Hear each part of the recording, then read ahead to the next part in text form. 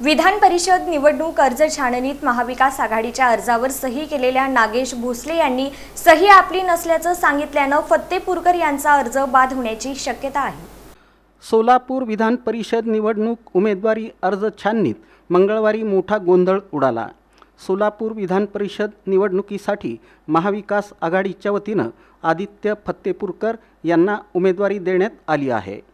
आदित्य फत्तेपूरकर यांच्या अर्जावर पंढरपूरचे माजी नगराध्यक्ष नागेश भोसले यांनी सूचक म्हणून सही केली होती। सोमवारी छाननीच्या दरम्यान नागेश भोसले यांनी माझी बनावट सही केली असल्याचं प्रतिज्ञापत्र जिल्हाधिकाऱ्यांसमोर सादर केलं। त्यामुळे आदित्य फत्तेपूरकर यांचा अर्ज बाद होण्याची शक्यता आहे। अर्जाच्या छाननी दरम्यान नाट्यमय घडामोडी घडत आहेत। पंढरपूरचे माजी उपनगराध्यक्ष नागेश भोसले यांनी जिल्हाधिकाऱ्यांसमोर सादर केलेल्या प्रतिज्ञापत्रामध्ये मी आदित्य फत्तेपूरकर यांना सूचक म्हणून सही केली नाही, माझ्या दोन्ही सह्या बनावट असल्याचं प्रतिज्ञापत्रात म्हटलं आहे। काय म्हणायचं, मी मुळात काँग्रेस पक्षाचा नाहीच, मी आघाडीचा माणूस आहे। त्यामुळे माझ्यावर अधिकार कोणाचा चालत नाही। साहेब बोगस आहेत 100% आहे की मी आज पोलिटिशियनला एक तक्रार करणार आहे की बोगसवर काहीतरी कारवाई व्हावी। मी प्रत्येक टायमाला सगळ्या संघ बोलतो। त्यामुळं व्हिडिओ रेकॉर्डिंग केलं त्यात असं नमूद केलेलं नाही मी काय की सूचक होतो म्हणून असं वगैरे। मी सूचक नाही तर बोगसच आहे।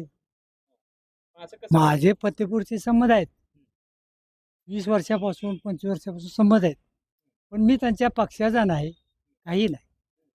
मला तर त्यांच्याकडे मतं कमी आहेत, त्यांच्याकडे मतं जर असले असते अनुमोदन सूचक त्यांना मिळले असते, आमच्या सरकारच्या सह्या घ्यायच्या कशाला। यावर जिल्हाधिकाऱ्यांनी 1 वाजता सुनावणी घेतली। या सुनावणीमध्ये आपल्या प्रतिज्ञापत्रावर नागेश भोसले ठाम राहिले।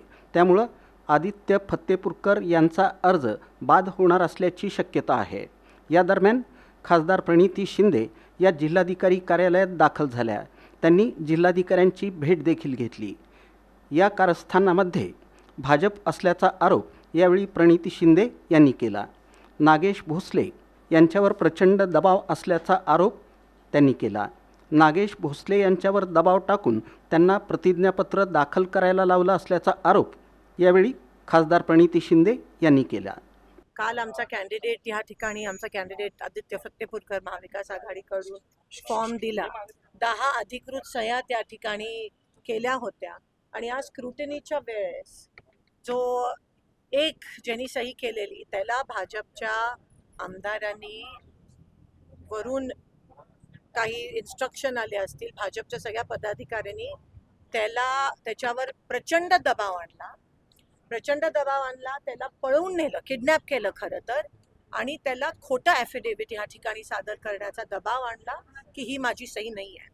त्या माणसाचं आमच्याकडे रेकॉर्डिंग आहे। त्यांनी काल स्वतः आमच्या कॅन्डिडेटला फोन केला आणि सांगितलं की माझी सही घेऊन जा, म्हणजे खूप प्रचंड दबाव आहे। हे रेकॉर्डिंग आमच्याकडे आहे, ती सही त्याची आहे, दोन्ही सह्या त्याच्या आहेत आणि आमचा पूर्णपणे फॉर्म व्हॅलिड आहे। म्हणून आम्ही कलेक्टरना ह्या ठिकाणी निवेदन केलं, आरोना आणि त्यांच्या सहकार्याने, की ही स्क्रुटिनी ही पारदर्शक पद्धतीत होऊ देत।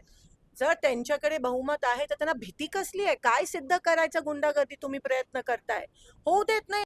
एवढं काय तुम्ही खालच्या पातळीला जाऊन एवढा दबाव, दोन्ही ज्यांनी कॅन्डिडेटनी फॉर्म भरलेले त्यांच्यावर हा दबाव की एका सिग्नेटरीला इनव्हॅलिड करणं, म्हणजे किती गलिच्छ राजकारण आहे। लोकशाही पद्धतीत होऊ देत असं मी कलेक्टरना सांगितलं तुम्ही कोणत्या पक्षासाठी सेवा नाही करत, तुम्ही देशासाठी सेवा करताय, हा भान ठेवून तुम्ही त्या पद्धतीत निकाल द्या।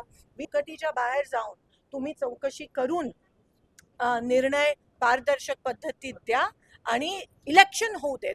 बिनविरोध नाही झाली पाहिजे, कारण का आम्ही सह्या 10 जणांच्या व्हॅलिड अधिकृत सह्या या ठिकाणी। दरम्यान काँग्रेसचे कार्यकर्ते नागेश भोसले यांच्या विरोधात आक्रमक झाल्याचं दिसून आलं। जिल्हाधिकारी कार्यालयातच नागेश भोसले यांच्या विरोधात नागेश भोसले गद्दार है अशा घोषणा देण्यात आल्या। यावेळी काँग्रेस आणि भाजपचे कार्यकर्ते आमने सामने आले होते, त्यामुळं काही काळ गोंधळ उडाला होता। नागेश भोसलेचं करायचं काय, लोकशाहीचा गळा दाबला नागेश भोसलेचं करायचं काय।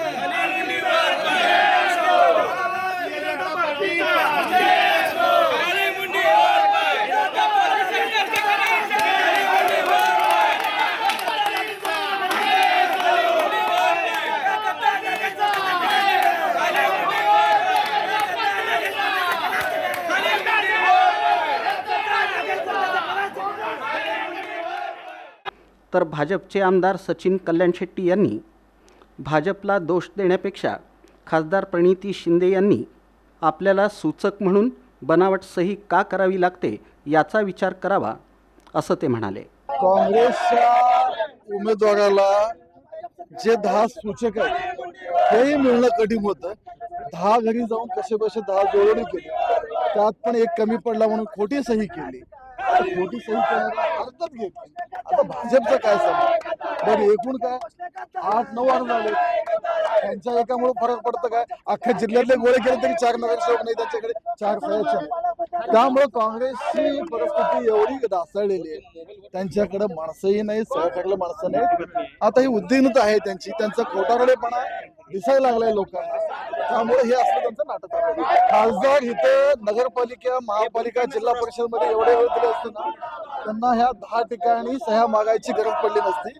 कुठंतरी खासदारचं जे अपयश आहे, एवढ्या मोठ्या काँग्रेस पक्षाचे आज एवढे जिल्ह्यात एक काळ त्यांचा राज्य असायचा, आज 4 पलीकडे 5वी संख्या जात नाही, सदस्य मिळणं, सही करायला माणसं मिळणं अवघड झालंय. खासदारांना हे जरी प्रसंग त्यांनी निवडणुकीत एवढा वेळ दिला असताना सोलापूरमध्ये राहिले असते तरी ही वेळ काँग्रेसवर आली नसते.